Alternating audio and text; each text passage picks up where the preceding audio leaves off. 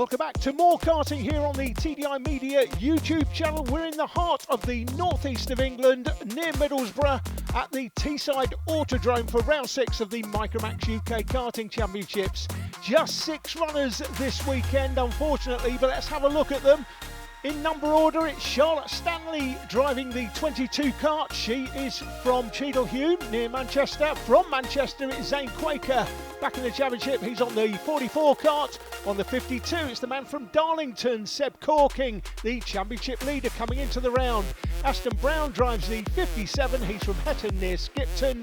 On the 68 kart, it's the man second in the championship, just 5 points behind Rory Armstrong, he's from Northern Ireland. And Caden Simpson rejoins the championship, he's from York. 3 heats and a final, as usual in this championship, from random grid positions. Heat 1 looks like this: Sebastian Corkin and Aston Brown on the front row from Charlotte Stanley, Zane Quaker, Rory Armstrong and Caden Simpson. Charlotte Stanley carrying the 360-degree onboard camera, and the man on pole is the championship leader coming into the round, Sebastian Corking. He'll be hoping for a victory in this one. And for his main opposition, Rory Armstrong, who's starting 2 rows behind him to frankly stay there, but I'm not sure he will. We're on board with Charlotte Stanley. The 68 in front is Rory Armstrong, second in the championship, 4th on track. And with Sebastian Corking leading this one, as you can see, he's out front, and Rory Armstrong 4th. That's more of a championship lead. He had a 5-point championship lead coming into this round, did Sebastian Corking, after the last round. And that was a 5-point championship lead over the man there in front of us. 68 kart of Rory Armstrong. Will he be 4th for long? Doesn't look like it. He's looking pretty racy. He's going to go up the inside here of Quaker. Can he get it done? Can he get it done? He can't. Quaker around the outside and holds on to it. So Corking leads from Aston Brown. Quaker, Armstrong, Charlotte Stanley in 5th, and Caden Simpson rounding out the field currently as they come through the chicane at the end of the opening tour. This is round 6 of 7 this season, so we've just got Hooton Park to go at the end of the season. Quaker up the inside of Brown for second, and Rory Armstrong goes with him, so Armstrong cutting that championship lead. So it was 5 points, there's 25 points for winning, 22 for second, 20 for third, and Armstrong up the inside of Quaker and takes it without any issues whatsoever. So now there's a 3-point gap now, 3-point difference in points from the man out front. That's Sebastian Corkin, the championship leader, had a 5-point championship lead. In second now, Rory Armstrong. He'll score 22 for coming second, so if it stays like this to the end of the race, it may or may not, but that would be an 8-point championship lead for Sebastian Corkin going into Heat 2.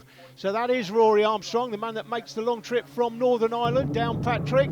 We're on board here again with Charlotte Stanley. It's the 57, Aston Brown in front. Aston's been getting better and better this season, to be fair, running in P4 at the moment.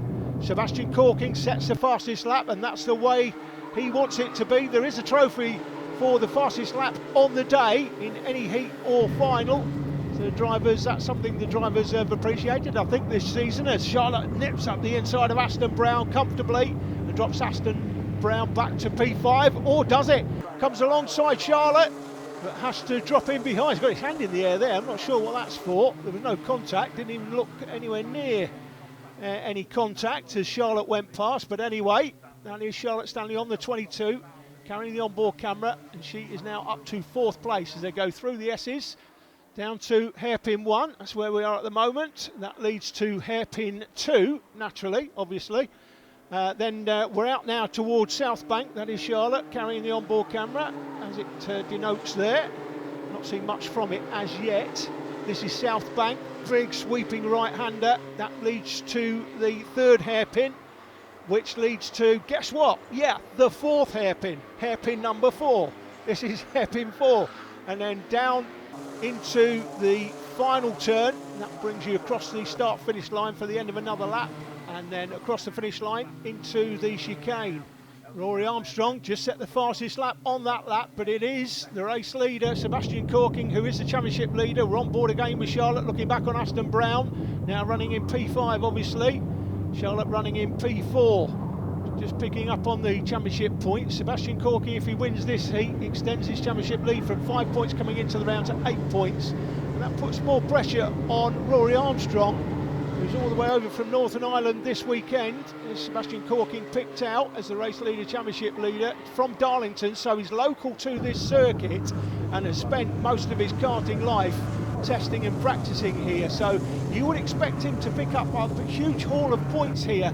He won all the heats and the finals at the earlier round we held here at Teesside early in the season, and he would certainly have been thinking coming here this weekend, 5-point championship lead, if I can do the same again, win all the heats and the finals, it would almost guarantee him the championship going to the final round. Not mathematically, but it would be such a huge advantage going forward to the final round. He could pretty much sit behind Rory Armstrong in every heat and final at the final round and win himself the championship. That is Charlotte there, under pressure here in 4th place from Aston Brown. Good performance here by Aston, holding on to the back of Charlotte. Both drivers, I think, in these karts have improved immensely this season. I think that's been the case for Charlotte Stanley, Aston Brown, and the man who's in 6th place at the moment, Caden Simpson. We've not seen Caden for a couple of rounds. He is the youngest driver and the smallest driver. He's absolutely tiny. He looks like he's like a baby almost like a baby, Caden Simpson. He's that tiny in the kart. So he's the least experienced of the drivers in the field, so you would expect him not necessarily to be competing for wins, but again, we've seen him improving as we have Aston and Charlotte during the season. And at Hooter Pot for the final round, I expect there to be a reasonable number of drivers in that one, at least double what we've got here. Let's hope so. This is the battle for the lead.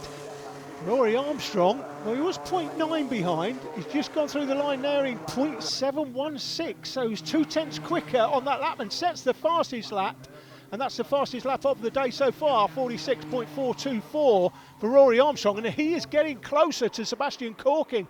So if Corking thought he was going to come here this weekend and have it all his own way, Rory Armstrong has other ideas. Clearly, that's the man in 3rd place, Zane Quaker, and incredibly, he's missed a couple of rounds, but because James Roberts this weekend has not turned up, he's had a problem with his van all week, didn't know whether he was going to get it fixed in time. He's got it fixed in time, but could not find any fuel to put in the van to get here to Teesside from where he lives in Liverpool.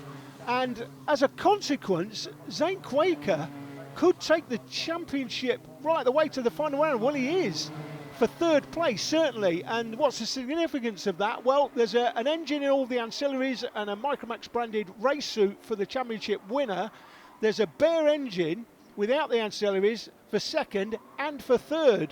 And at the moment, the way things stand, if Zane Quaker could potentially, we'll have to see how he goes in the rest of the heats in the final, he could potentially go out of here, despite having missed a couple of rounds and having a counter score from an earlier exclusion. He could still go to the final round in 3rd place with a chance of winning a bare engine. Quite remarkable. Towards the start finish for the penultimate time. Get the last lap board as they go through. So Corking now coming under a little bit of pressure here from Rory Armstrong. Just half a second off him now. And now this is very, very interesting for the remaining heats and the final later in the day. So whereas Corking was in his own, well, he was racing in his own postcode when we were here at Teesside earlier in the season, frankly. Another county he was in compared to everybody else in all of the heats and the finals. That is not proven to be the case in this first heat. So although it looks like he's going to take the win, he will take the win here for sure. Armstrong not close enough to throw one up the inside. It will give Sebastian Corking an 8-point championship lead going into heat 2. But I think Rory Armstrong is going to take quite a lot from this heat. You can see that he's not as far behind as he was earlier in the season.